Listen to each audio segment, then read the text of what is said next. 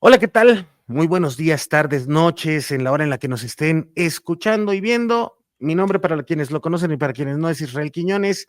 Y hoy tenemos el honor, el privilegio, el placer de recibir en este espacio y que le agradecemos haya aceptado la invitación al maestro periodista Manuel Hernández Borboya. Muy buenas tardes, Manuel, ¿cómo te encuentras? Hola, ¿qué tal Israel? ¿Cómo estás? Un saludo para ti y para toda la audiencia. ¿Todo bien por acá? Excelente, mi querido periodista de RT e independiente. Pues hoy tenemos un tema que yo creo nos debe de interesar a todas y todos. Generalmente cuando hay crisis, cuando hay conflictos internacionales, cuando hay crisis diplomáticas, etcétera, etcétera, los primeros afectados siempre es la clase trabajadora. Pero para entender bien esto y entrando ahora sí que a la pregunta, a la primera pregunta de esta charla, mi querido Manuel, ¿qué es realmente lo que representa Trump para los intereses de las y los trabajadores? No para los intereses de las empresas, realmente para los intereses de las y los trabajadores con esta andanada de tarifas, como le dice él, que son los aranceles, de esta idea ultraderechista, además del tema ideológico, que lo primero que le va a chocar son los sindicatos, ¿no?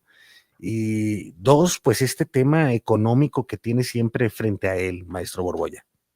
Sí, pues digo, realmente Trump representa pues la continuidad del modelo capitalista, del sistema capitalista que está en una fase agónica, diría yo, junto con toda la civilización occidental. O sea, realmente no se han dado cuenta muchos que están metidos en temas más pequeñitos, pero no alcanzan a ver el panorama completo y estamos ante una crisis civilizatoria de la hegemonía occidental. Y por eso estamos viendo que está haciendo agua mucho de esa andamiaje institucional que se construyó durante muchos siglos, diría yo, pues llegó a su límite con la fase neoliberal, fue la fase más agresiva, más depredadora dentro de esta historia, en lo que yo llamo la guerra de los 500 años, y que realmente pues ha llegado a su límite y está colapsando, ya no puede sostenerse. Esta misma ambición desmedida que se vio durante toda la fase neoliberal, que duró más o menos 40 años en el mundo, entre 40 y 50 años en el mundo, pues se desfondó y ya eso ha arrastrado a las democracias liberales a una profunda crisis, en primer lugar porque no son democracias, son oligarquías, Mm. en muchos casos con bipartidismos de derecha, caso Estados Unidos, caso en México durante todo el periodo neoliberal, caso de países como Inglaterra, entre los laboristas y los conservadores, etcétera, etcétera, ¿no? Entonces, ese modelo ya se desfondó. ¿Por qué se desfondó? Porque las potencias colonialistas trasladaron gran parte de sus plantas industriales a otros países, principalmente en Asia, con China y el sureste asiático, para maximizar las ganancias de los dueños de las empresas, de los grandes capitalistas. Esto provocó que en el caso, por ejemplo, de Estados Unidos, pues una gran población de trabajadores que trabajaban sobre todo en áreas como la industria automotriz en Michigan, en Ohio, en Pensilvania, en todo el corredor industrial del norte de Estados Unidos, pues quedara completamente en abandono, sin sistemas de salud, sin absolutamente nada, y eso ha detonado pues una inconformidad muy grande que explica, entre otras cosas, el resurgimiento del fascismo. No nada más está resurgiendo el fascismo en Estados Unidos, está resurgiendo en todos lados como una respuesta, una especie de vómito a lo que fue la crisis del modelo neoliberal. Yo desde la pandemia vengo advirtiendo que se desfondó el modelo neoliberal, me tachaban de exagerado, ese Borbolla es un exagerado porque pues ahí sigue habiendo inversiones extranjeras y cosas de esta índole, ¿no? Sí, está bien, pero yo dije que se acabó el modelo neoliberal, no de que se haya acabado el capitalismo como tal.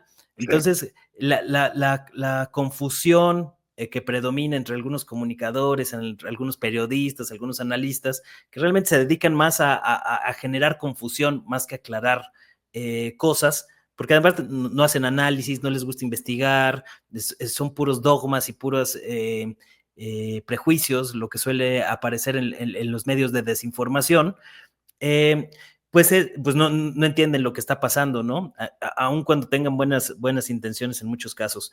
Entonces, lo que pasó, pues este malestar del modelo neoliberal, pues lo vemos en varios frentes. Ahí está el Brexit, en Inglaterra, donde están reestatizando sus líneas de ferrocarriles, bastante destartaladas, si me lo preguntan, precisamente porque fue un fracaso la privatización de los ferrocarriles por allá, y está habiendo un proceso de reestatización, de volver a proteger las economías en términos arancelarios, porque a final de cuentas estos neoliberales no contaron con que países como China, pues sí se iban a abrir en una parte, ¿no? A la industria, a la fabricación de mercancías de las grandes empresas de occidentales, pero no contaban que iba a ir acompañado ese proceso de un proceso industrial dentro de China y de otras economías asiáticas, para producir productos de la misma calidad, pero mucho más baratos.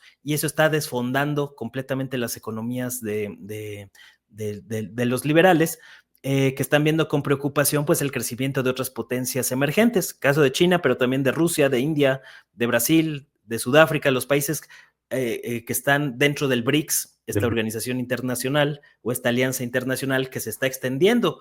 No es casualidad que se esté extendiendo el interés de los países de sumarse al BRICS, precisamente porque se está desfondando todo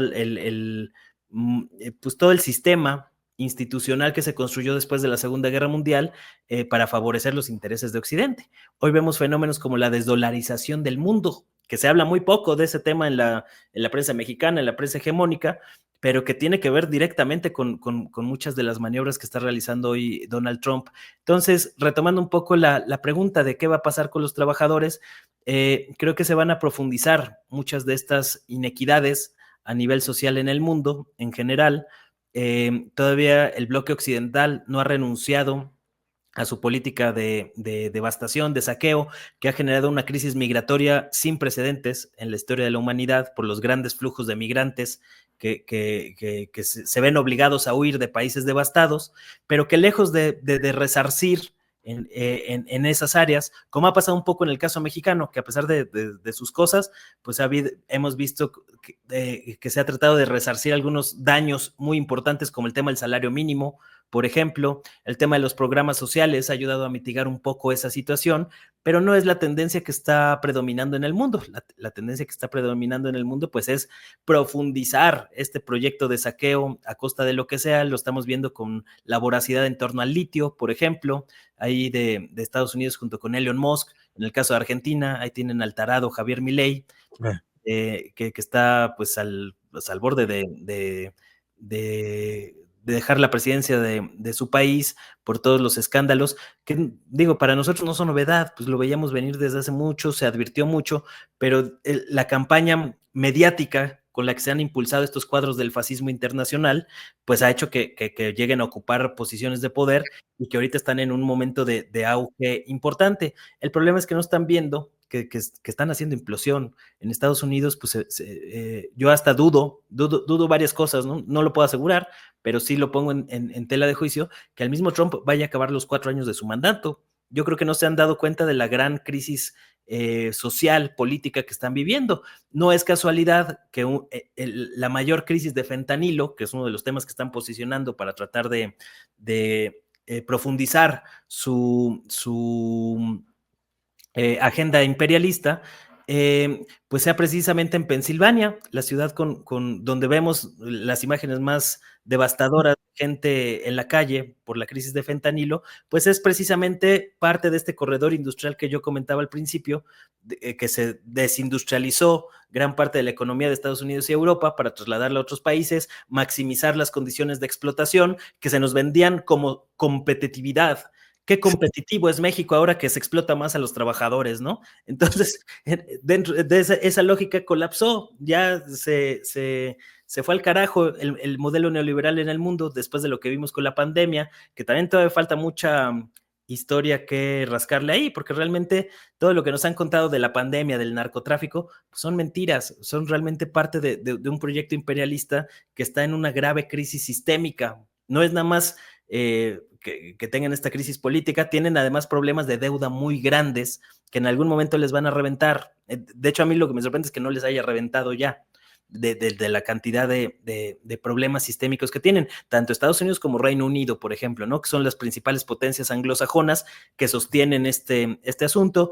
Hoy, ¿quién puede creer en babosadas como el libre comercio, los acuerdos comerciales internacionales, cuando pues, el genocidio en contra del pueblo de Palestina a manos de Israel, uno de los socios estratégicos de Estados Unidos y que también controla gran parte de la política estadounidense, pues ha evidenciado que el derecho internacional es una farsa. Naciones Unidas, la Organización Mundial de la Salud, la Organización Mundial del Comercio, siempre terminan favoreciendo a este imperialismo decadente. El problema es que ya muchos ya no se tragan el cuento con tanta facilidad, por eso vemos cada vez más países yéndose al lado de los BRICS. Sin embargo, pues para tratar de lidiar con esta debacle hegemónica que están teniendo las potencias occidentales, pues van a tratar de asegurar su dominio sobre sus territorios de influencia. Y en el caso de Estados Unidos, pues ellos siempre han visto con su doctrina Monroe a todo el continente americano como si fuera de su propiedad. Por eso vemos que hay cada vez más posturas agresivas en contra de América Latina, con Trump amenazando de que va a tomar por la fuerza el canal de Panamá, que se va a hacer del control de Groenlandia, el asedio imperialista en contra de México y contra los cárteles de la droga que crearon los estadounidenses a través de la CIA, que nadie dice eso, pero pues está documentadísimo. Sí. Y es parte pues de esta campaña de generar confusión, desestabilización, y a partir de ese caos que son expertos en generar, tratar de sacar ventaja. El problema es que esa estrategia que les fue muy redituable durante por lo menos un siglo, ya no les funciona. Por eso estamos viendo cosas, empezando a ver cosas increíbles como el desmantelamiento de la USAID, la Agencia del Desarrollo, que fue durante mucho tiempo el brazo económico de la CIA. Entonces están haciendo agua por varios frentes, no se están dando cuenta de la dimensión. Hay una muy mala lectura de las élites occidentales que pues se han ensimismado, o sea, realmente se han dedicado a promover la arrogancia, su pedantería, su desprecio hacia otros, y lo estamos viendo en el grado de estupidez al que han llegado cuando atentan contra sus propios intereses. Ahí está el caso de Alemania, que por ponerse de tapete de Estados Unidos en el caso de Ucrania, pues ahora en Alemania se está desarrollando algo que se conoce como la desindustrialización de Alemania, sí, precisamente porque el costo o el incremento de los energéticos, del costo de los energéticos, pues ha hecho que tengan que trasladar su planta industrial a países como China. Ya pasó con BASF, la principal empresa de productos químicos en Alemania, ya pasó con Volkswagen, otra empresa referente, y está sucediendo así. Y Alemania es un caso paradigmático porque pues era el principal motor de la Unión Europea. Entonces, pues ahora con la derrota de Ucrania, que también anticipamos aquí desde hace por lo menos 2 años, pues ahora ya andan viendo qué hacer, porque a final de cuentas Europa ya quedó marginado, ya realmente el papel protagónico que tuvo Europa todavía durante el siglo XX ya no lo tiene, ya no tiene ese peso político, ese peso hegemónico. Estados Unidos está en una crisis interna brutal. Entonces a mí me parece que lo que va a acabar imperando después de varios episodios lúgubres y lamentablemente pues muy negativos para un sector importante de la población, va a ser tratar de adaptar a los diferentes contextos el modelo chino. ¿Cuál es el modelo chino? Pues seguir acumulando capital, riqueza, este tipo de cosas, pero con un Estado fuerte detrás que reparta en lo social. En el caso, por ejemplo, de los chinos, la gente no es dueña de su vivienda, pero el 98% de la población china, que no son poquitos, más de 1.400 millones de personas, tienen una vivienda sin tener que pagar renta o alquiler. Esto no sucede en las potencias occidentales, ni en Estados Unidos, ni en Alemania, ni en Inglaterra, donde más de la mitad de la población, o por ahí de la mitad de la población, no tiene casa propia, ¿no? Entonces, todos estos factores que se fueron acumulando de poquito en poquito durante siglos, porque esta es una crisis que se ha gestado durante siglos y no lo quieren ver, pues les está estallando la cara. Por eso ya tienen tantos frentes abiertos que cada vez vemos posturas más agresivas, más cínicas, más desvergonzadas, que les está pegando en la legitimidad que habían construido durante mucho tiempo, por ejemplo, con la ONU, ¿no? Entre otras cosas. Eso les va, ya se metieron en una espiral de la que no van a salir fácilmente, porque entre más se mueven, es como meterse en unas arenas movedizas. Entre más te mueves, más te hundes. Y eso es exactamente lo que está pasando con ellos. Entonces, pues creo que para los trabajadores en general, en México y en el mundo, pues van a venir tiempos difíciles, pero digamos después de un trago amargo que puede durar un ratito, creo que se van a generar condiciones para mejorar un poquito la situación, porque tiene que haber un reconocimiento de que los niveles de riqueza que hoy tienen personajes como Carlos Slim, como Elon Musk, pues ya son insostenibles, ya no se pueden sostener, van a tener que poner límites a la riqueza, límites al capital, repartir gran parte de esa riqueza, atacar los paraísos fiscales donde muchos de estos grandes millonarios ocultan su dinero y digamos va a ser un proceso que va a tomar tiempo porque no se va a construir de la noche a la mañana y en el Inter van a seguir emergiendo los monstruos del fascismo, tratando de sacar partido del malestar social que se está detonando en muchos rincones del mundo y yo veo inevitable pues que vaya a haber varias confrontaciones frontales no solo entre varios países, sino también en el contexto de la lucha de clases, que es otro tema que no se aborda pues en la prensa hegemónica, ¿no? Fingen, pues si no existiera esa situación, pero se van a agudizar las tensiones en muchos frentes y en muchos países.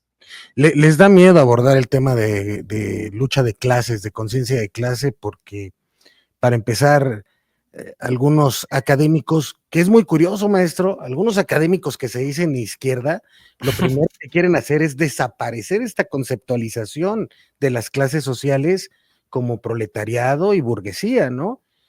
Para ellos, este cuento de la clase media baja, ahora resulta que la clase obrera, decía un español, no recuerdo ahorita su nombre, la clase obrera ya no existe, ahora todos somos la clase obrera no existe, todos somos clase media, ¿no? Dices, carajo, pues este cuate de dónde vive. A final de cuentas, quizá la manufactura se ha transformado por el entorno digital, pero para ello, como lo mencionabas, pues China, con una economía de orientación socialista, ha rebasado a estas oligarquías total y absolutamente neoliberales que han aplastado a sus poblaciones. Y en este entorno, maestro, eh, oye, ¿tú crees que va a influir en algún aspecto en nuestro país? Hablando de esto que mencionabas ahora de los BRICS, de Ucrania y Rusia, que nos parece sumamente importante. Mucha gente dice, es que Rusia está muy lejos, ¿no? ¿En qué nos afecta? Caray, pregúntale a Bimbo con los toneladas de trigo de Ucrania que no le llegaron, ¿no? Pero, ¿tú crees que estos acuerdos que Trump va a buscar con Vladimir Putin, pues en torno a la paz en esta zona del mundo y que como bien lo decías, Ucrania está derrotada, por cierto, desaparecieron muchas banderitas en la plataforma X, ¿verdad? Con una Ucrania derrotada que va a perder territorio, que Estados Unidos le va a cobrar irónicamente a lo chino con tierras raras, ¿no? ¿Va a influir esto en algo en nuestro país o en la región latinoamericana, esta reapertura de relaciones diplomáticas entre estas dos grandes fuerzas mundiales?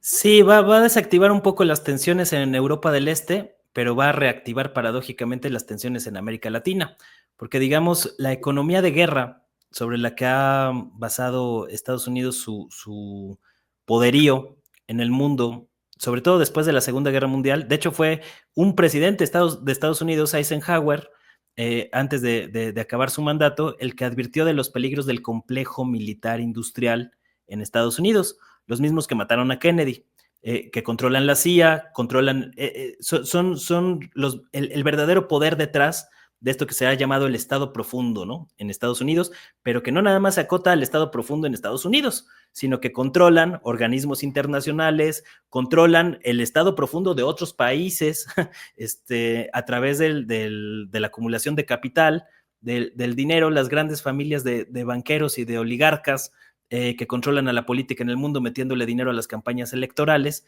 pues están detrás de muchos de estos economía de guerra. Entonces, Estados Unidos necesita permanentemente generar conflictos para mantener contenta o mantener ahí apacible a su complejo militar industrial. De hecho, pero resulta que ahorita también están peleándose parte de ese botín. Está por ahí un tema que, desde luego, para variar, los temas importantes no salen en la prensa. No. O salen por ahí una notita y demás, pero no se les da la importancia que ameritan. Cuando los temas insignificantes se exacerban para beneficiar ciertas agendas políticas. Con todo respeto, el tema del Golfo de México, el no. Bueno, ese yo creo que sí tenía más importancia, pero hay otras grillas ahí muy pequeñas. Pero no hablan de lo importante, ¿qué onda con el petróleo ahí? Lo pueden agarrar si le cambian el nombre. En fin, perdóname por esta interrupción, maestro. Y bueno, pues ese tema lo comento porque ahorita salió por ahí una notita ahí perdida en el caos en el mar de desinformación, de que, por ejemplo, Elon Musk va a ser el encargado de Donald Trump de auditar la caja chica o la caja negra del Pentágono, que es de trillones de dólares, porque es parte de este complejo militar industrial. Elon Musk ha sido uno de los personajes que han querido incrustar como de los grandes contratistas del sector militar en Estados Unidos a través de su empresa Tesla, Starlink, etcétera, etcétera. Y eso evidencia pues cómo está habiendo también una disputa dentro del complejo militar industrial de Estados Unidos, que son los que habían gobernado, más allá de los presidentes, porque los presidentes en Estados Unidos no gobernaban. Este complejo militar industrial fueron los que estuvieron detrás del asesinato de Kennedy, no lo digo yo, lo dice Robert Kennedy Jr., uno de los aliados de Trump, son los mismos del Watergate, son los mismos que inventaron los cárteles de la droga en México y en Colombia a través de la CIA. Son los mismos que les venden armas a los cárteles que ahora dicen querer combatir, son los mismos que armaron a Bin Laden, son los mismos que generaron lo de las Torres Gemelas de Nueva York en 2011. Es decir, este grupo que se hizo del poder real en Estados Unidos, más allá del poder formal, está también entrando en crisis y están cada vez más agresivos, y por eso el hecho de que se vaya a desactivar el conflicto en Ucrania mete más tensiones en el contexto latinoamericano, porque van a querer tratar de sustituir lo que no pudieron obtener con la guerra proxy que lanzaron contra Rusia desde Ucrania a través de sus laboratorios de armas biológicas y todo que además están conectados con el origen del COVID-19, etcétera, etcétera. Los grandes temas que no salen en la prensa hegemónica ni en la alternativa, ¿no? Porque también hay muchos periodistas alternativos pues que se dedican nada más a replicar lo que producen la prensa hegemónica y tan. Pero bueno, todo esa situación pues hace creer que América Latina está bajo asedio. Acaba de decir apenas hace unos días Gustavo Petro, el presidente de Colombia, pues de que ya tenían detectados ahí que algunas organizaciones habían comprado misiles para tratar de bajar su avión, por ejemplo, ¿no? Ese tipo de episodios, o como lo que acabamos de vivir en Venezuela, con los intentos de golpe de Estado y demás, que no han podido, por más que le han metido dinero, recursos al tema de Venezuela, no han podido asestar ese golpe de Estado, pero sí han podido pues, en Bolivia, en el caso de Perú, en Ecuador no dieron un golpe de Estado como tal, pero pues ahí están apoyando a sus huestes, como el fascista Daniel Noboa, el Junior imbécil, y así sucesivamente, ¿no? Entonces yo creo que lo que se va a venir, ahí está, por ejemplo, el respaldo que le están dando a Milei, a pesar de lo impresentable que se ha vuelto el personaje, ¿no? Perdón. Entonces... No, que perdón, me dio risa, o sea, es que, bueno, ya, ese tipo está, carajo, ¿no?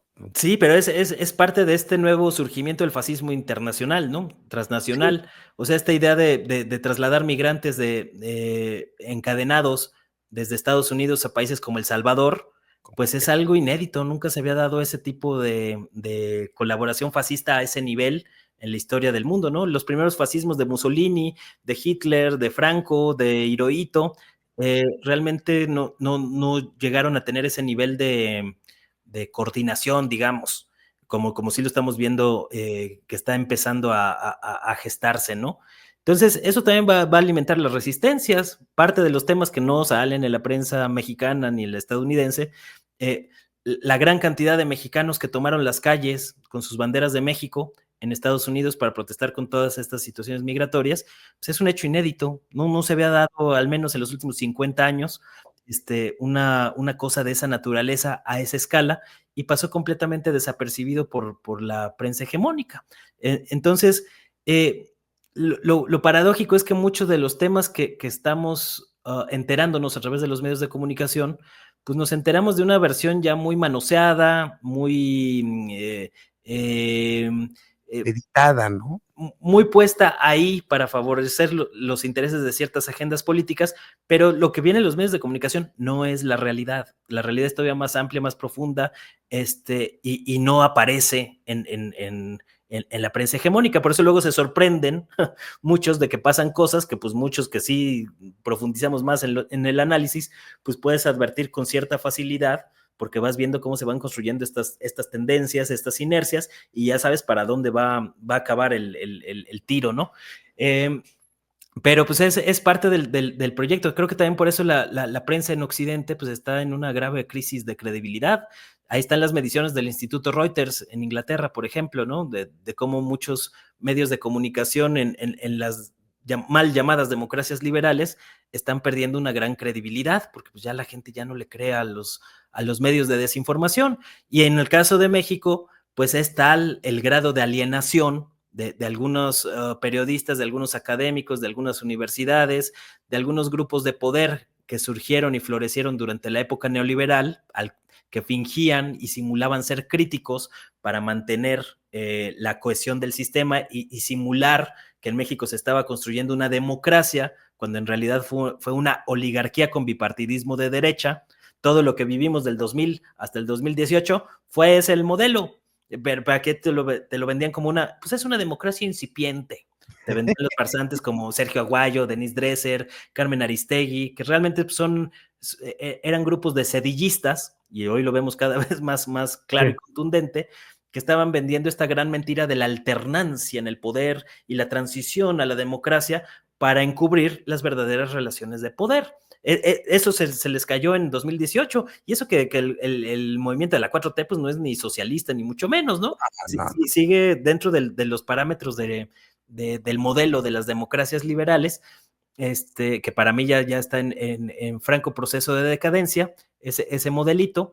Y lo estamos viendo pues con la cantidad de impresentables que están sumando a sus filas, ahí con el caso de los Yunes, ahí con el caso del Sergio Mayer, ahí con el caso de Delfina Gómez en el Estado de México rindiéndole homenaje al grupo Atracomulco, que les robaron la elección en 2017, pero que todo lo están justificando en aras del pragmatismo político, ¿no? Entonces, bueno, no es que esta simulación de bipartidismo de derecha pues se manifiesta también en los medios de comunicación. Pues ahí hay una gran cantidad de periodistas en México que hablan mucho sobre la violencia del cártel de Sinaloa, la violencia del cártel Jalisco Nueva Generación, pero que nunca, jamás en la vida hablan de las causas de esa violencia, quiénes fueron los que crearon a los cárteles de la droga, con qué objetivos los crearon, cómo fue que crecieron estos grupos, porque digamos, cuando se crea la DEA en 1973, pues el narcotráfico en México pues era muy parecido a las bandas de robacoches. Eran grupos marginales que vendían mota a Estados Unidos y tanta, ¿no? Las milicias que tenemos hoy son realmente grupos paramilitares financiados por las agencias de inteligencia estadounidenses como la CIA, la DEA, el FBI, etcétera, etcétera, la ATF, que le entregó 2,000 armas de alto poder al narcotráfico en lo más álgido de la guerra de Felipe Calderón con Genaro García Luna.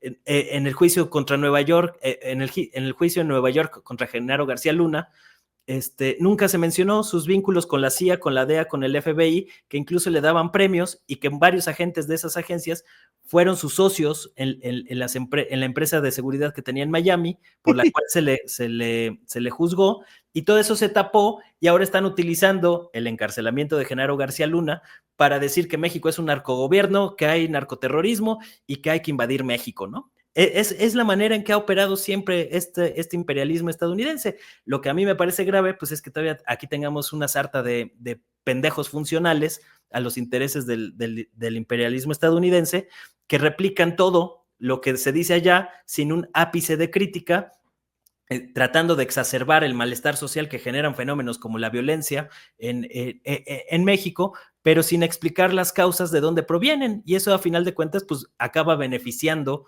a las agendas y a los intereses del imperialismo estadounidense. Para mí es muy evidente que ahorita están en una operación mediática a través del New York Times, principalmente, pero que no es el único, hay con sus montajes abiertos y descarados, por ejemplo, con estas imágenes que publicaron de un supuesto laboratorio de fentanilo ahí preparado en las cazuelas de la abuela, cuando ya se ha dicho muchas veces que eso no es creíble ni es factible, pero eso no ha quitado que muchos tarados siguen defendiendo la narrativa impuesta desde Estados Unidos en lo que es evidentemente una estrategia de doctrina del shock para tratar de justificar esta invasión a México. No es casualidad que el gobierno de Donald Trump, a la par que está operando esta campaña, junto con la prensa estadounidense, ya sea que sea afín o en contra de Donald Trump, digamos, coinciden en esta misma agenda imperialista. Ya vimos el papel y el ridículo y los montajes que intentó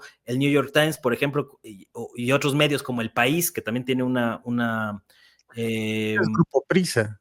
Grupo Prisa, que también tiene una amplia difusión aquí en países como México, pues ya los vimos hacer sus montajes en el caso de Ucrania, ¿no? Lo que se le llamó la masacre de Bucha, que nunca se pudo comprobar, cuando se hicieron auditorías no tenía consistencia, pero que fue parte de las operaciones de inteligencia para romper las negociaciones de paz entre Rusia y Ucrania a inicios del conflicto, ¿no? Porque había un interés de alargar el conflicto lo más que se pudiera para tratar de ir desgastando gradualmente a Rusia. Esa fue la estrategia de guerra. La estrategia de guerra que están usando acá en México, pues es el divide y vencerás. Están tratando desde varias, y lo llevan haciendo desde el sexenio López Obrador, no es cosa de ahorita con la llegada de Trump. Toda esta campañita de narcopresidente, orquestada por la DEA, por ejemplo, a través de Anabel Hernández, de ProPublica, de Tim Golden, de Inside Crime, es decir, todos los periodistas que no me sorprendería que aparecieran algún día dentro de la nómina de la DEA, están exacerbando todos estos temas para tratar de generar condiciones de golpe de Estado y de una intervención militar en México a través de mandar mercenarios o misiles a territorio mexicano, con el pretexto de acabar con los cárteles de la droga. ¿Por qué no acaban con los cárteles de la droga en su territorio? No pueden acabar con los cárteles de la droga en su territorio, pero sí dicen que los van a acabar acá. Eso es una farsa, es una estupidez, es un montaje burdo que se ha instalado durante 50 años en México y en el mundo, todo este temita de la guerra contra las drogas, que realmente comenzó como una gran operación de contrainsurgencia en América Latina y otras regiones del mundo, y que digamos con la evolución de las décadas, pues se sigue usando para lo mismo, de diferentes formas, de diferentes modos, pero que a final de cuentas siempre ha sido redituable ese asunto. Por eso tampoco es tan fácil acabar con los cárteles de la droga, porque no son rancheros armados como nos han hecho creer que son multimillonarios, sino que está toda la estructura de las agencias de inteligencia, la CIA, que es la que principalmente mueve todo ese asunto, todo el sistema financiero, la red financiera, los bancos, a través de los cuales se lavan grandes cantidades de dinero, y el trasfondo es que el narcotráfico pues siempre ha sido una caja chica o una caja negra a través de la cual los servicios de inteligencia, el Estado profundo, el complejo militar industrial,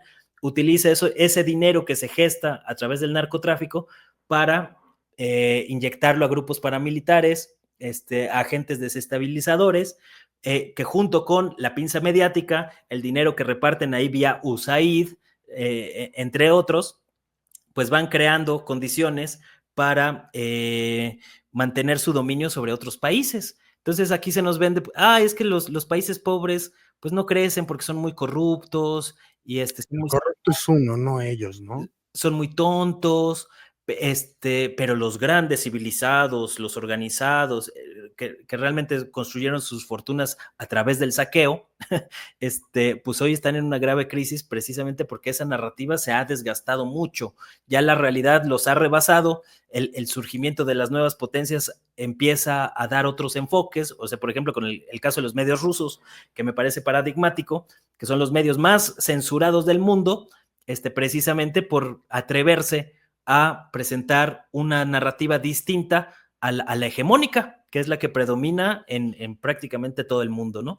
Entonces, estamos viviendo en una época de transición muy importante, una época dolorosa, donde creo que todavía no hemos visto, no hemos llegado al fondo. Creo que todavía se pueden detonar crisis más agudas, incluso que la que vimos con el genocidio del pueblo palestino, que para mí sí es un parteaguas en la historia, porque acaba desmontando la farsa de todo el sistema del derecho internacional. Hoy, ¿quién puede creer en que existe tal pendejada, ¿no? Del derecho internacional, después de que los derechos humanos del pueblo palestino han sido sistemáticamente destrozados por el sionismo, el fascismo, pero también por los liberales, que son parte importante de todo este asunto y que han entrado en una crisis sistémica de la que no se van a recuperar. Es decir, vamos a empezar a ver fisuras, grietas cada vez mayores dentro de los aparatos políticos de estas grandes potencias colonialistas, y pues se van a ir resquebrajando poco a poco. El problema es que entre más vayan perdiendo poder, se van a poner cada vez más agresivos.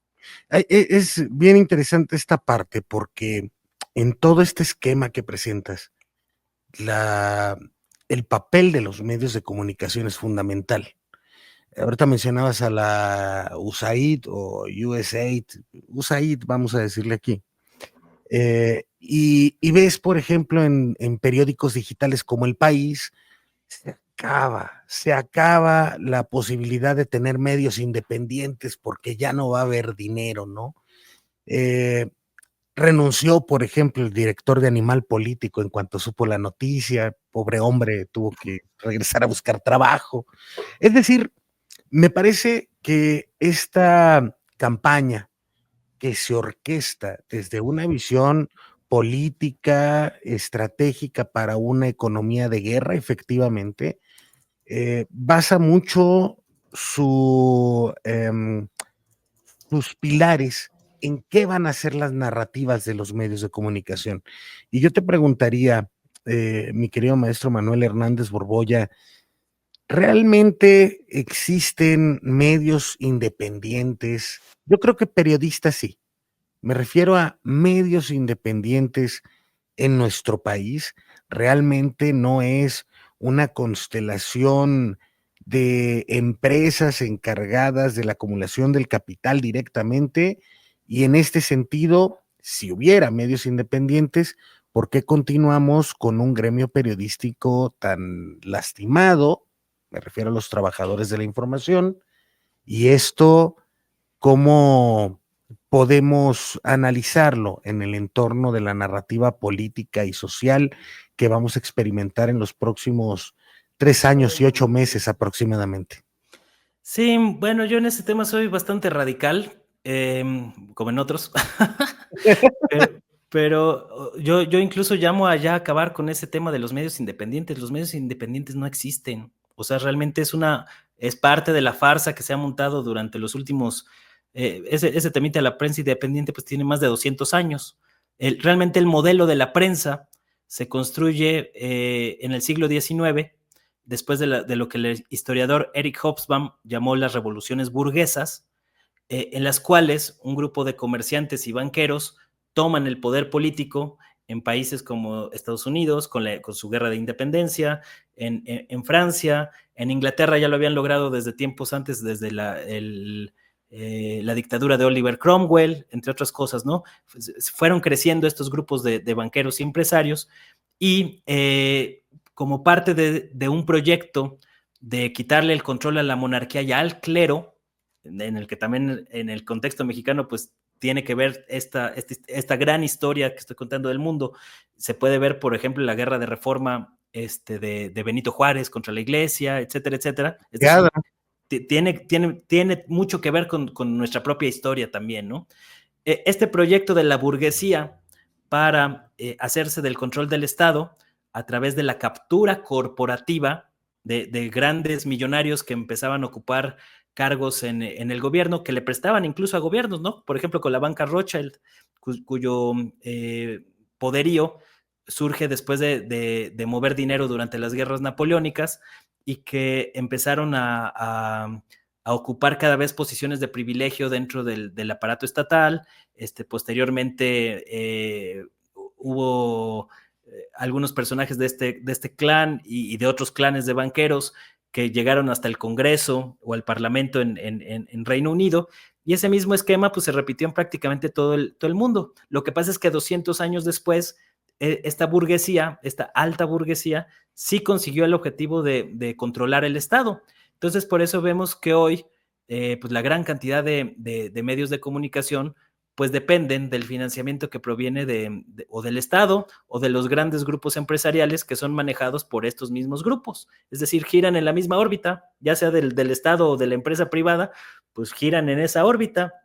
El periodismo no tiene forma de financiarse, porque realmente el modelo de prensa en el que se construyó el periodismo en el mundo, pues los dueños de la prensa, ¿quién eran? Pues los grandes capitalistas burgueses que utilizaban la prensa como un cuarto poder para estar golpeando a los gobiernos que no les parecían y poner a los que sí les parecían y minimizar ahí la situación. Y es más o menos lo que vemos hoy en el mundo. O sea, es exactamente por eso que la prensa hoy no tiene credibilidad. Toda esta farsa del periodismo objetivo, independiente, imparcial, políticamente neutro, pues no existe. Cuando tú entras a una redacción, lo primero que te enseñan es el ángulo periodístico, cómo vas a titular una nota, por qué ángulo le vas a entrar a la información.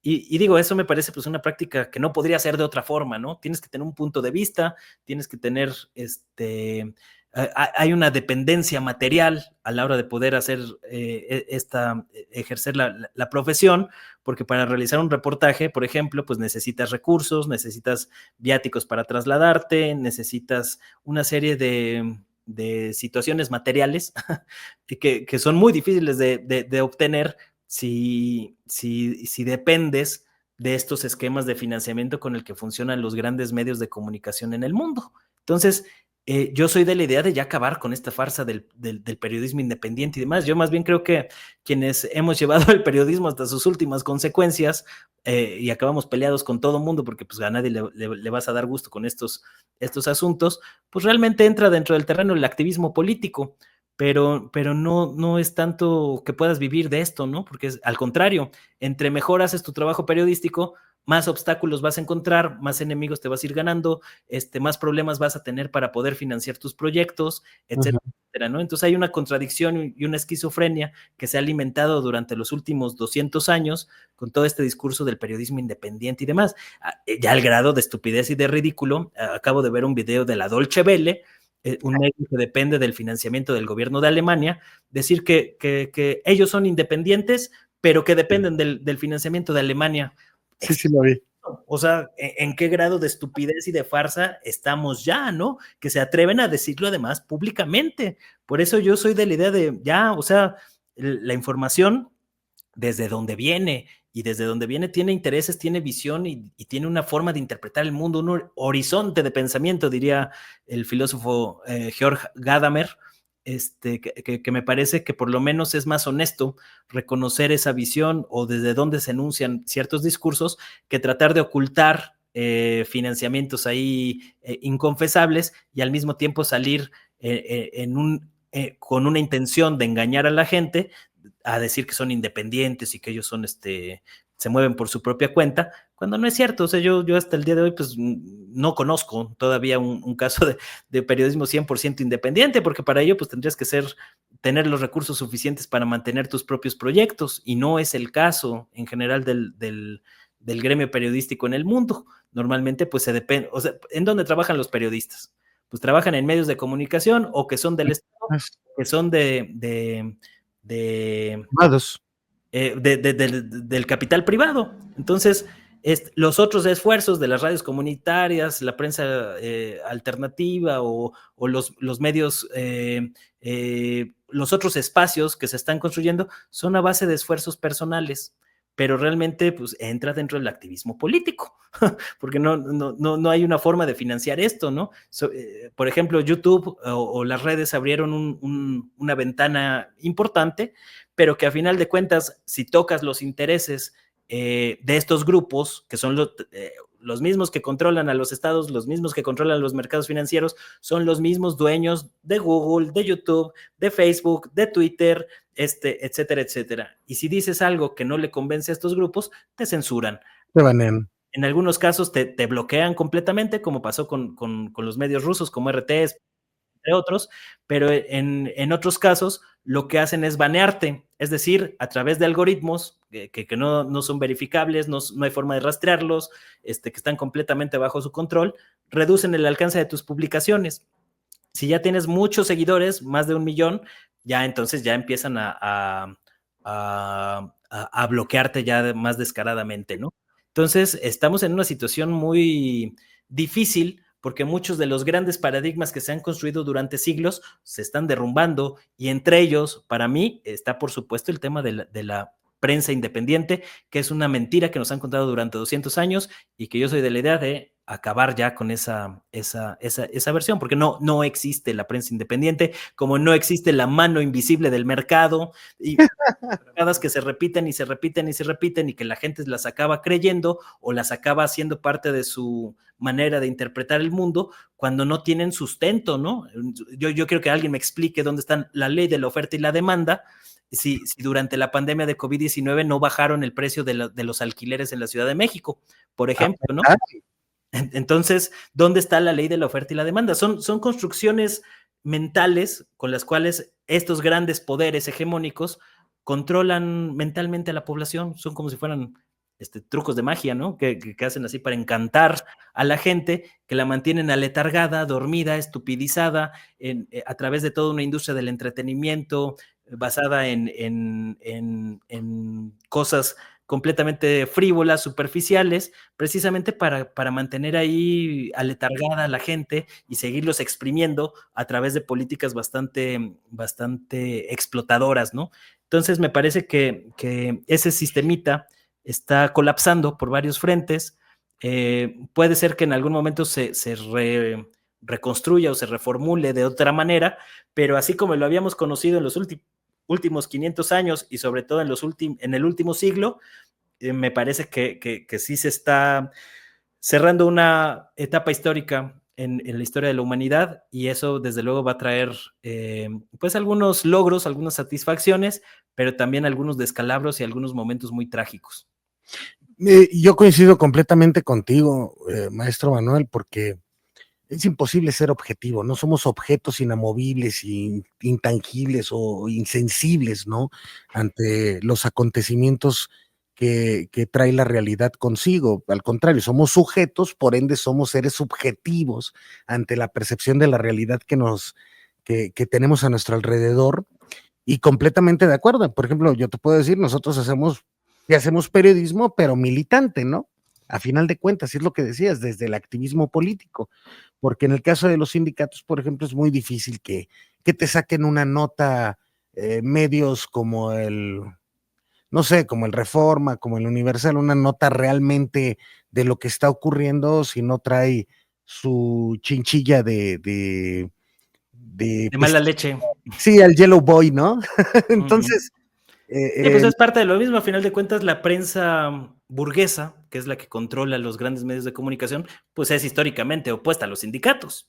Y en la televisión ni existes, ¿no? Aparte de que ahí hay otros intereses sindicales que, bueno, desgraciadamente ahí han estado siempre metidos. Pero para ir cerrando, mi querido maestro, que para comenzar, agradecerte mucho, esperamos que no sea la última vez que nos regales una charla, hacerte aquí la invitación más extensa, que tienes tu casa, ojalá un día te eches la vuelta y hagamos aquí un podcast sentados. Me dijeron que las tazas no tienen café, ¿verdad? No, que tienen cerveza. Me dijeron, no sé, no lo he comprobado, pero será una buena investigación, maestro. Y por último, preguntarte, primeramente, ¿con qué te quedas de esta charla? Y número dos, para ti, ¿ha sido correcto la postura, el camino que ha elegido la doctora, la presidenta Claudia Sheinbaum ante esta postura, pues sí, fascista que ha adoptado el presidente Donald Trump, asumiendo que él dice que él defiende trabajadores, ¿no? Que él defiende a la clase obrera de su país. Yo, perdóname, yo vi a los súper ricos de las compañías digitales acompañándolo, no había ningún trabajador, pero está abusando del odio, de la frustración, que el trabajador blanco que antes le dijeron, usted era colonialista, descendió de este barco donde llegaron todos los puritanos a conquistar tierras que ya estaban ocupadas, ¿no?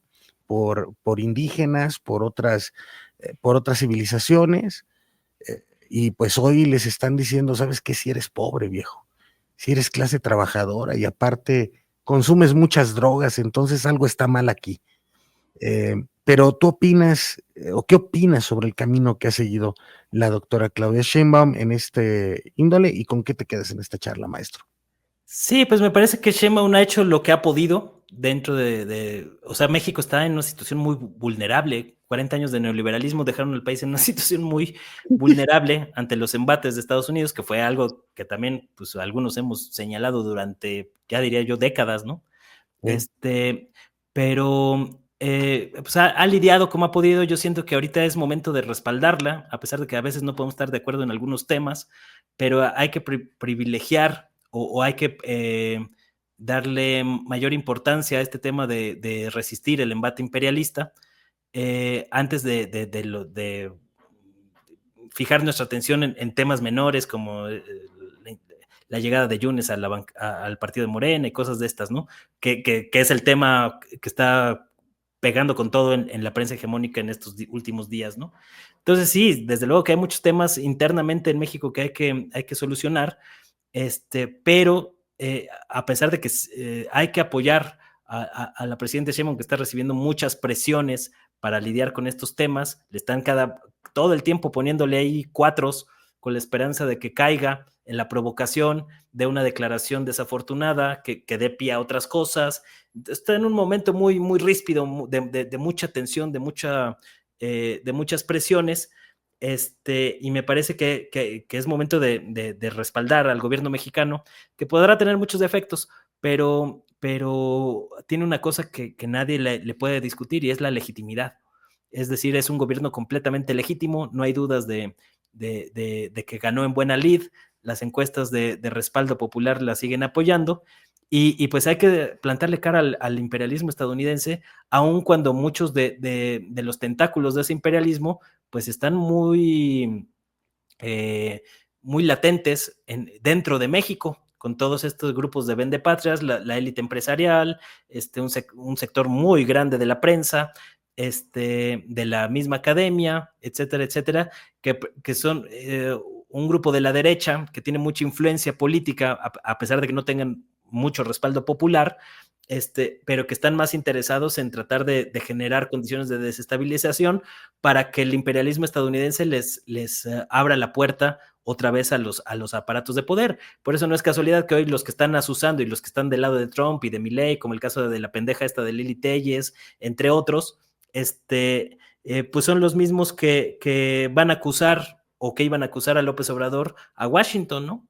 Con la OEA, con el mismo presidente Joe Biden, etcétera, etcétera. Entonces, no es casualidad, digamos, hay toda esa conformación detrás.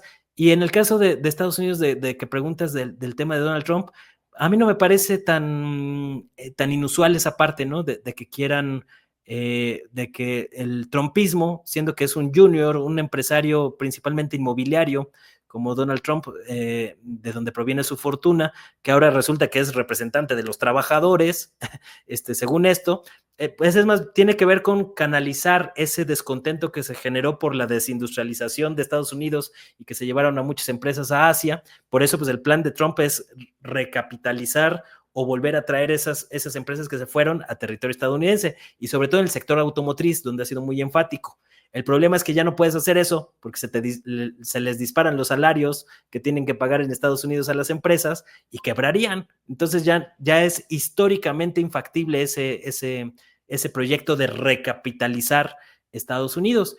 pero digamos, este disfraz de que apoyan a los trabajadores, pues es muy parecido a lo que hicieron Mussolini y Hitler, por ejemplo, que incluso cooptaron a varias organizaciones sindicales, mientras algunos otros, como Antonio Gramsci, en el contexto italiano, pues era de estos que estaban ahí al contrario, ¿no? Ahí asusando a los sindicatos a través de ideas muy claras, explicando conceptos de cómo funciona la hegemonía a través de los medios de comunicación, a través de los intelectuales orgánicos, etcétera, etcétera. ¿Y qué hicieron con Gramsci? Pues lo metieron a la cárcel, donde escribió su mayor obra, Los cuadernos de la cárcel, para tratar de desactivarlo, ¿no? De hecho, en el juicio donde encarcelan a Gramsci, reconocieron abiertamente que había que detener a ese cerebrito, porque no vaya a ser que les vaya a echar abajo a los fascistas el proyecto de aglutinar grandes masas desinformadas para que acaben beneficiando a fascistas de la calaña de Mussolini, de Hitler, y es más o menos lo que estamos viendo con el fenómeno Trump, con el fenómeno Bukele, con el fenómeno Milei, con el fenómeno, bueno, ese ya no tanto, ¿no? Porque en el caso de Zelensky ya ni siquiera tiene apoyo popular, tiene un respaldo de 4%, pero ahí no piden las actas como sí piden en Venezuela, ¿no? Por ejemplo, lo cual te evidencia hasta dónde está llegando la farsa. Entonces me parece que en general va a haber todavía varios tragos amargos que va a haber que pasar. Yo lamentablemente creo que van a tratar de activar aún más la violencia que está habiendo en México, en varias regiones del país, a través de operaciones encubiertas, a través de sus resortes que tienen con los cárteles de la droga. Pues lo vimos muy claramente, ¿no? Esta detención de Ismael Mayo Zambada va por ahí. Hasta el día de hoy no hay una explicación coherente del gobierno de Estados Unidos, porque es una explicación inconfesable de que metieron mano para pactar con el cártel del Chapo Guzmán, con los Chapitos, entregarles de facto el control del cártel de Sinaloa, generar una crisis de violencia en México, empiezan a aparecer autos bomba en Guanajuato, en Sinaloa, que vienen muy ad hoc con el discurso que se está enarbolando en Estados Unidos. Vemos a idiotas como Marco Cortés, el expresidente del PAN, decir que quiere tipificar el narcoterrorismo en México, y ahí empiezas a ver ya cada vez más claramente cómo se va construyendo este proyecto de dominación imperialista abiertamente y que es ocultado sistemáticamente en los medios de comunicación. Entonces, pues yo lo que le podría recomendar a la gente es que no se deje llevar por muchas de estas campañas que están desplegando con gran fuerza. Yo creo que lo único que puede contener el embate imperialista pues son dos cosas: la politización de la gente y dos, reactivar la raíz cultural. O sea, realmente algo que nos ha demostrado la historia es que los pueblos pueden resistir al embate del colonialismo o del imperialismo a través de afianzar sus raíces y sus raíces culturales, volver a sentir orgullo por las tradiciones propias de cada pueblo, la comida, que es otra forma en la que nos tratan de dominar y someter, nuestra propia forma de ver el mundo, en lugar de estar adoptando visiones que provienen de fuera y que muchas veces van en contra de nuestros propios intereses. Es así como funciona la alienación, ¿no? Muchos creen que están haciendo el bien cuando realmente están jugando de tontos funcionales del imperialismo, porque no alcanzan a ver toda esta complejidad de cómo se despliegan estas fuerzas de dominación. Entonces, yo creo que son esos, seguir continuando con la politización. Necesitamos también libros. A mí me gustaría ver, o sea, es increíble que todavía no se utilicen los aparatos del Estado, ¿no? El Fondo de Cultura Económica, ¿dónde está? Debería estar publicando libros para responder en términos académicos, con rigor, con investigación, a muchas de las pendejadas que están soltando desde Estados Unidos. Es increíble que esta historia de que la CIA creó a los cárteles de la droga, pues ha sido más documentada por estadounidenses o canadienses que por mexicanos. Necesitamos urgentemente construir y aprovechar y utilizar y detonar los aparatos culturales, los aparatos ideológicos. Es ahí en donde México tiene un gran rezago y hay que remontar mucho, hay que invertirle dinero, porque no se puede financiar grandes proyectos comunicativos sin dinero, ¿no? Entonces hay que ver de dónde se obtienen esos recursos para empezar a responderles en esos términos. Yo, por ejemplo, digo, una recomendación para la presidenta Claudia Sheinbaum, a ver si por fin alguien nos escucha, ¿no? Porque lo he repetido muchas veces.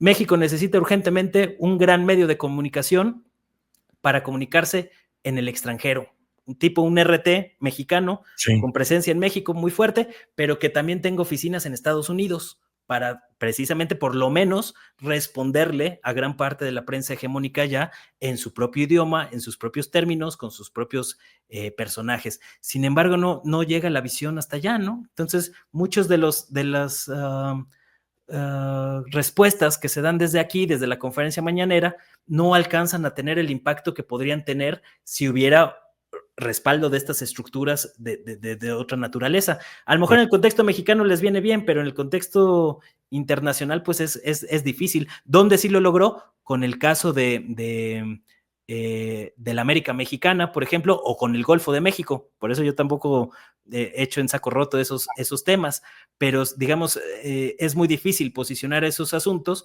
cuando tienes todo en contra, ¿no? Entonces, hay que invertirle a eso, a invertirle a servidores, invertirle a las propias redes sociodigitales en México, al desarrollo de ese tipo de plataformas, porque digamos son parte de la guerra de dominación que nos guste o no, estamos metidos en ella. Entonces hay que defenderse por varias vías y me parece que lamentablemente todavía no hay una visión con esos alcances en el contexto mexicano. Maestro Manuel Hernández Borboya, aquí ponía tu cuenta de X y que te sigan también en YouTube. Te encuentran como Manuel Hernández Borboya. Muy interesante los canales. El canal, perdón, tienes ahí apariciones que con Sin Censura, con Vicente Serrano Te he visto. En fin, que te sigan en tu cuenta de X y que, porque Facebook, ¿te lo banearon o siempre no? Lo que pasa es que me bajaron varias publicaciones, ¿no? Sobre Sí, todo de estos temas sensibles, porque pues te dejan publicar ahí otros asuntos, pero los temas buenos te los censuran. Igual claro. en YouTube, igual en varios lados, ¿no? Entonces, pues bueno, ahorita reactivamos las transmisiones en YouTube después de más de un año parados, precisamente por el momento que estamos viviendo y porque tenemos que echar toda la carne al asador, antes de que se nos vengan encima, los vecinos del norte, ¿no? Entonces, pues ahí agradecería mucho que se suscriban al canal de YouTube, sobre todo, para seguir dando la batalla cultural que tenemos que dar desde nuestras trincheras, a veces con muchas adversidades, con muchos otros problemas, pero que aquí seguimos, ¿no? Dando la pelea, porque pues a final de cuentas, si no la damos nosotros, ¿quién la va a dar? Así es, maestro. Te agradecemos mucho, muchísimas gracias y pues esperamos que no sea no solamente la primera ni la última, sino que sea la primera de varias, compañero. Muchas gracias, Israel, por la invitación y pues aquí seguimos al pendiente. Al contrario, nos vemos.